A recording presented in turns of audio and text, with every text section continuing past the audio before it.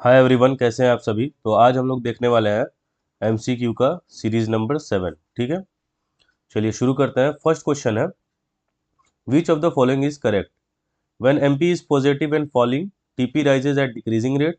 When MP is rising, TP rises at increasing rate. When MP is negative and falling, TP falls. All of this. So MP positive और falling रहता है तो TP decreasing rate से बढ़ रहा होता है, बिल्कुल सही है।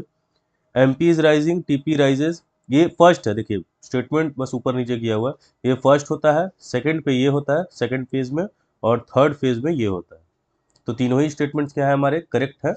तो ऑप्शन हो जाएगा इसका डी। ठीक है, all of this. At the point of inflection पूछा जा रहा है, TP is maximum, AP is maximum, MP is maximum, MP is zero.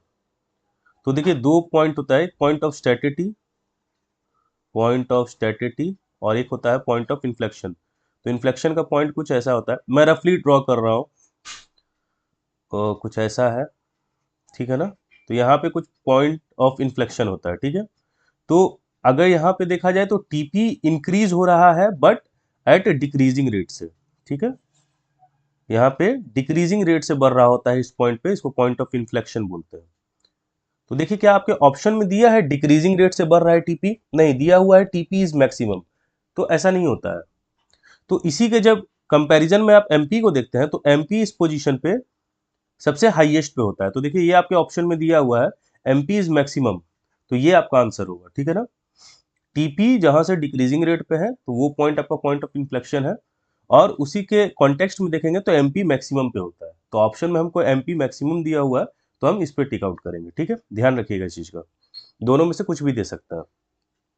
Next है, when AP falls due to increase in quantity of variable input, तो AP is greater than MP, MP is equal to AP, MP is lesser than AP, या none of these। कौन सा option होगा, तो ये होगा आपका ऑप्शन ए। ठीक है, नेक्स्ट है, the law of dash deals with the input output relationship when the output is increase by varying the quantity of one input. तो एक इनपुट जब हम चेंज करते रहते हैं तो उसके वजह से आउटपुट में कुछ चेंजेस आते हैं। ठीक है, इस रिलेशनशिप को हम क्या कहते हैं, ये जैसे ही आपने प्रोडक्शन फंक्शन पढ़ा होगा, फर्स्ट ही फंक्शन रिलेशनशिप आपको पढ़ाया गया होगा, इसको हम बोलते हैं लॉ ऑफ वेरिएबल प्रोपोर्शन। ठीक है, नेक्स्ट है, according to law of variable proportion when we increase quantity of only one input keeping other inputs fixed dash initially. अब ये किसी के बारे में बता रहा है, ठीक है ना, टीपी के बारे में है कि एपी के बारे में है कि एमपी के बारे में, वो आपको पढ़ के समझना होगा। तो बोल क्या रहा है, increases at increasing rate first, then at decreasing rate, और फिर फाइनली एट। तो देखिए इंक्रीजेस कॉमन हो गया, तो पहले इंक्रीजिंग रेट से है, फिर डिक्रीजिंग रेट से, और फिर निगेटिव रेट पे है। ये किस में होता है, टीपी में होता है, एपी में होता है, या एमपी में होता है। तो ये होता है आपका टीपी में। ठीक है, नेक्स्ट है, which of the following is a not A phase in the law of. तो जो तीन फेजेस होते हैं, तो पूछ रहा है कौन सा फेजेस नहीं होता है। Increasing returns to a factor, constant returns to a factor, diminishing returns to a factor, negative returns to a factor. Not पूछा है इसलिए इसको ऐसे मैं ब्रैकेट कर दे रहा हूं कि आपके ध्यान में रहेगा। तो नॉट में क्या होगा आपका, constant returns to a factor नहीं होता है। ठीक है ना, इंक्रीजिंग, कांस्टेंट और डिमिनिशिंग। ये जो कांस्टेंट है, इंक्रीजिंग डिमिनिशिंग नेगेटिव, ये आपका आता है रिटर्न्स टू अ फैक्टर में। रिटर्न्स टू स्केल में जाइएगा तब आपको ये कांस्टेंट, वैसे ये आपको पढ़ना नहीं है स्केल जो। देखिए दो है, एक है रिटर्न्स टू अ फैक्टर, एक है रिटर्न्स टू स्केल। ठीक है, तो इसमें आपका इंक्रीजिंग है, डिमिनिशिंग है, या डिक्रीजिंग बोल सकते हैं, या फिर निगेटिव है। कांस्टेंट वाली बात आपको रिटर्न्स टू स्केल में मिलती है। ठीक है, ध्यान रखना। नेक्स्ट है, the total output generated by the first four units, 1 2 3 4, first four units क्या है, 200, 350, 450 और 500। आपसे पूछ रहा है एमपी क्या होगा, तो ये आप लोगों को निकालने आता होगा। ठीक है, कमेंट में मुझे कम से कम इसका आंसर तो बताना। ठीक है ना, ये देख के बन सकता है, इसीलिए एमसीक्यू में पूछ लिया गया आपसे। तो पूछा जा रहा है आपसे थर्ड यूनिट का, यानी इसका पूछा जा रहा है, क्या हो जाएगा, 100। ठीक है, फॉर्मूला क्या होता है, TP equal to sorry MP निकालना ना हमें, तो MP equal to T P N minus T P N minus one, या फिर आप बोल सकते हैं MP equal to change in TP by change in quantity, या फैक्टर बोल सकते हैं, ठीक है। तो देखिए यहाँ पे चेंज कितने का, यहाँ पे 2 से 3 1 का चेंज है, 350 से 450 100 का चेंज है, तो 100 बाई 1 क्या हो जाएगा, 100 हो जाएगा, ठीक है। ये इजी है, अगर आप शुरू से पढ़ाई कर रहे हैं तो आपके लिए ये टीपीएमपी निकालना काफी इजी है। नेक्स्ट क्वेश्चन है, if TP of employing 1 unit of variable is 12 unit, that of 2 units of variable factor is 16 units, the marginal product of 2 units of a variable factor is, ठीक है। तो दो का दिया हुआ है, आपको एमपी बताना है। ऑप्शन ए है 3 यूनिट्स, ऑप्शन बी है 4 यूनिट्स, सी है 8 यूनिट्स, डी है 16 यूनिट्स। तो इजी है, 16 माइनस 12 4 यूनिट होगा, तो 4 है आपका option B. When MP rises TP, जब एमपी इंक्रीज कर रहा है तो टीपी क्या हो रहा होता है, फॉल्स, राइजेज, कैन राइज और कैन फॉल, रिमेन्स कांस्टेंट। तो टीपी भी क्या हो रहा होता है, इंक्रीज हो रहा होता है, ठीक है। बट किस रेट से, वो आप मुझको कमेंट करना। देखिए मैं फिर से क्वेश्चन पूछ रहा हूँ आपसे, एमपी राइज कर रहा है तो टीपी भी राइज कर रहा है, लेकिन किस रेट से, ये आपको बताना है कमेंट करके। नेक्स्ट देखते हैं, identify the two cost curve, अब कॉस्ट का आ गया है। Identify the two cost curves which start from the same point on the Y axis, TVC and TFC, TFC and ABC, TFC and TC, TFC and AFC. देखिए पूछ रहा है, ये हो गया आपका,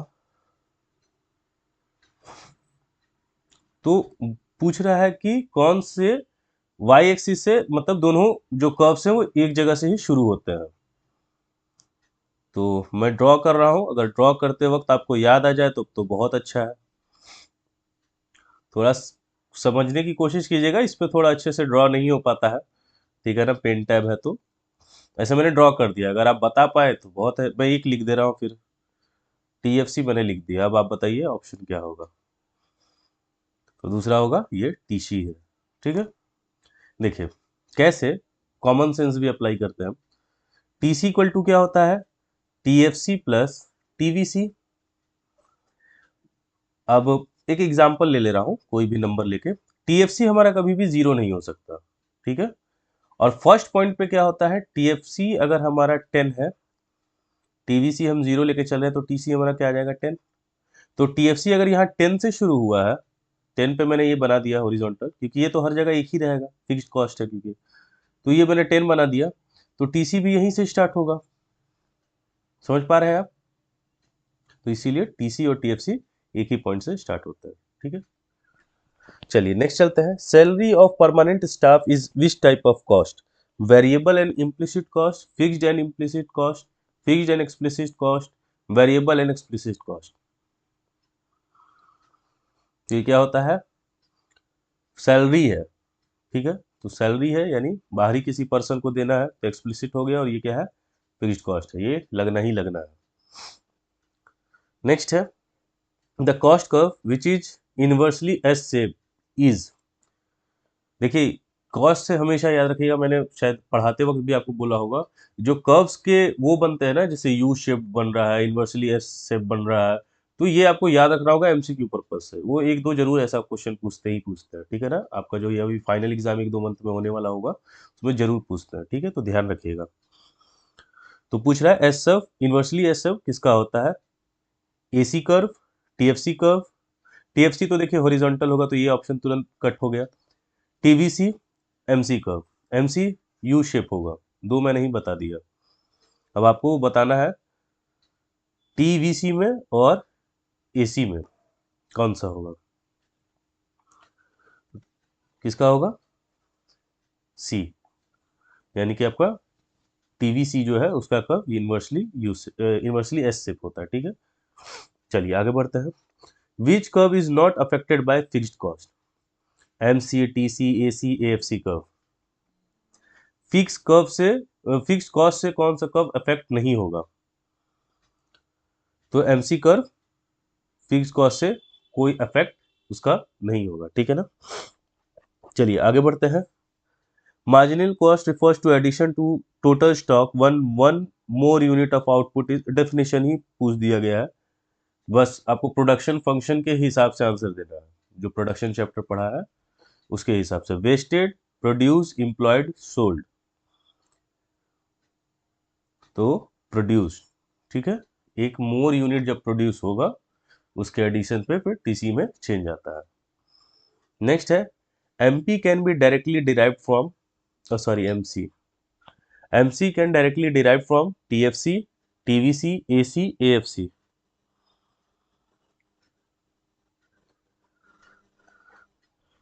तो डायरेक्टली डिराइव हो सकता है टीवीसी से, क्योंकि टीएफसी क्या होता है, फिक्स्ड होता है, तो टीवीसी से हम डिराइव कर सकते हैं। क्योंकि देखिए इतना बताना तो अच्छा नहीं रहेगा शायद आपके एमसीक्यू में, तो मैं बता दे रहा हूँ थोड़ा सा। टीएफसी है, टीवीसी है, फिर बनता है आपका टीसी, इन दोनों को ऐड करने पे ही टीसी बनता है। तो चेंजेस टीसी में होते हैं। टीएफसी जैसे 10 है तो ये 10-10 ही रहेगा, ठीक है। इतना ही मैं करके दिखा रहा हूँ। अब यहाँ पे मैंने ले लिया 10, फिर ले लिया 15, फिर ले लिया 25, ठीक है। तो देखिए यहाँ पे क्या आ जाएगा, 20, 25 और 35। देखिए यहाँ से चेंज कितने का है, 5 का है, तो यहाँ से भी चेंज कितने का, तो जो चेंजेस इसमें आ रहे हैं वही चेंजेस इसमें भी आ रहे हैं। और एमसी हम कैसे निकालेंगे फिर, एमसी तो हम निकालते हैं T C N minus T C N minus one, या फिर चेंज इन टीसी बटा चेंज इन क्वांटिटी। तो टीसी में क्या चेंज हुआ वही हम देखेंगे, तो चेंज तो 5 का ही हो रहा है, टीवीसी में भी चेंज 5 का है, ये तो हर जगह फिक्स्ड ही है, एक ही बराबर लगेगा, ठीक है ना। इसलिए हम डायरेक्ट टीवीसी से भी डिराइव कर सकते हैं एमसी को, ठीक है। नेक्स्ट है एएफसी कॉस्ट। अच्छा, एएफसी के बारे में पूछा है, remains same at all levels of output, increases at output increases, decreases as output increases, initially increases and then decreases। तो आउटपुट जैसे जैसे इंक्रीज होते रहता है वैसे वैसे ये जो आपका एएफसी है वो डिक्रीज होते चले जाता है, ठीक है। ऐसे करके कुछ जाता है, ठीक है, जहां तक मेरा ध्यान है तो ऐसे ही कर्व बनता है उसका एएफसी का। चलिए नेक्स्ट है, all the curves except are U shaped curve, average fixed cost curve, average variable cost curve, AC curve, MC curve. कौन सा यू शेप्ड नहीं है, तो एएफसी का कर्व, इसको रेक्टेंगुलर हाइपरबोला बोलते हैं शायद। तो ये कर्व यू शेप्ड नहीं रहता है, बाद बाकी सारे जो है लगभग यू शेप्ड ही रहते हैं, ठीक है। इनमें से पूछा है, इनमें से, ठीक है ना। बाद बाकी वो जो टीसी और टीवीसी है वो इनवर्सली एस शेप रहता है, ठीक है, ध्यान रखना।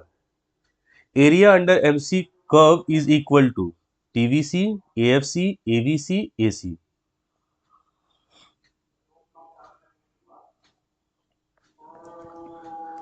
तो उसको हम बोलते हैं टीवीसी, ठीक है। एमसी कर्व का जो एरिया आता है वो टीवीसी के बराबर होता है, ठीक है। नेक्स्ट है, which formula is incorrect to determine the value of TC, TC निकालने के लिए कौन सा फार्मूला गलत दिया हुआ है, इनकरेक्ट है, ध्यान रखना है। टीवीसी प्लस टीएफसी बिल्कुल सही है, एसी इंटू क्यू बिल्कुल सही है, समेशन एमसी प्लस टीएफसी बिल्कुल सही है, ये गलत है, ठीक है ना। टीसी इक्वल टू सिर्फ समेशन एमसी कर देंगे तो नहीं निकलेगा, ठीक है ना, क्योंकि टीसी में एमसीसी प्लस करने से टीसी नहीं आएगा, ठीक है ना, आपको टीएफसी प्लस करना होगा, जो फिक्स्ड कॉस्ट होता है उसको ऐड करना होता है, जो कि आपको यहाँ दिया हुआ देखिए, ये इनकम्प्लीट है, टीएफसी जब तक प्लस नहीं होगा तब तक आपका टीसी नहीं निकलेगा। नेक्स्ट है, normal profits earn by firm are included in implicit cost, explicit cost, fixed cost, variable cost.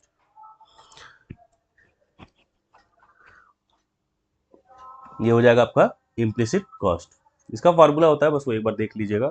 ऐसे ये सेम चीज आपको रेवेन्यू में भी फिर बताया जाता है। नेक्स्ट है, the shape of total fixed cost curve is U shape, downward sloping, inversely S shape, horizontal, straight line parallel to X axis. तो ये क्या होता है, हॉरिजॉन्टल होता है, अभी मैंने बनाया था ऐसे करके कुछ ऐसा, तो इसको हम टीएफसी बोलते हैं, ठीक है। Cost function is a economical concept, functional concept, financial या टेक्निकल। जो ये क्या है, फंक्शनल कॉन्सेप्ट है। ठीक है। Nishan, Tavleen, Manas are confused with the formula for deriving TC. तो देखते ही चलते हैं। T C equal to T V C plus T F C बिल्कुल सही है। T C equal to A C to output बिल्कुल सही है। ये ई नहीं है, ये समीशन है। ठीक है। T C equal to summation M C plus T F C, ये भी सही है। अब चौथा ही गलत होगा।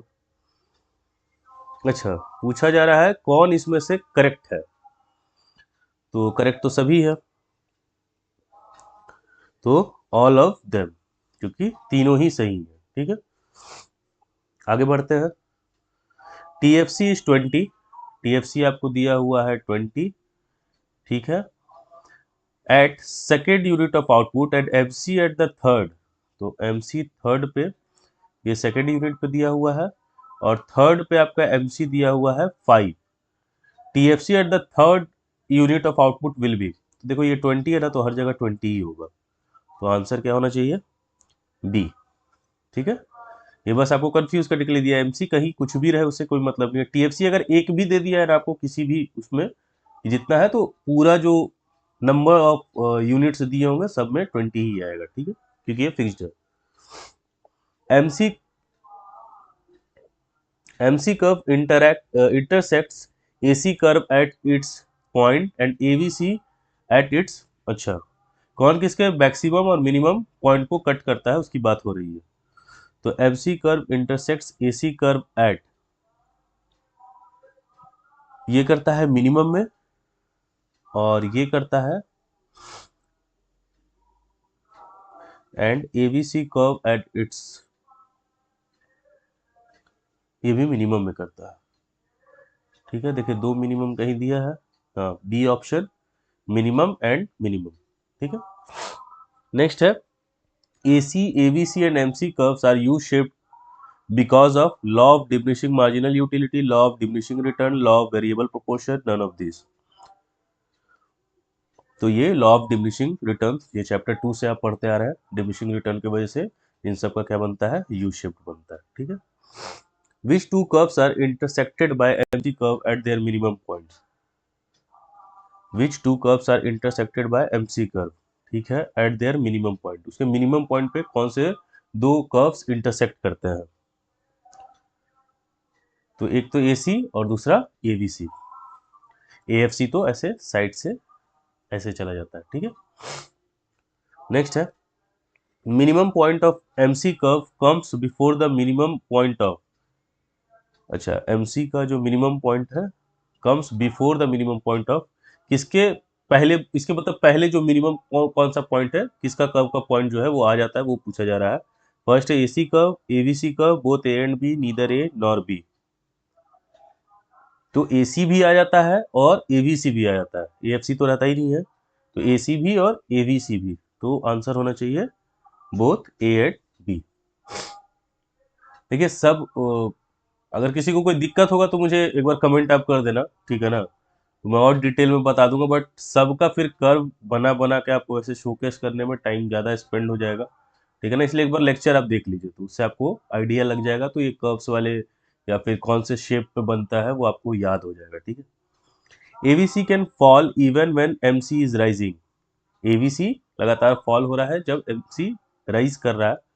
तो आपको ऑप्शंस दिए हुए हैं, इसमें बताना है कौन सा सही होगा। तो ABC is greater than MC. ठीक है। Which condition is correct, AC can rise when MC is falling, AC can fall when MC is rising, AVC can fall when MC is rising, AC can rise when MC is rising।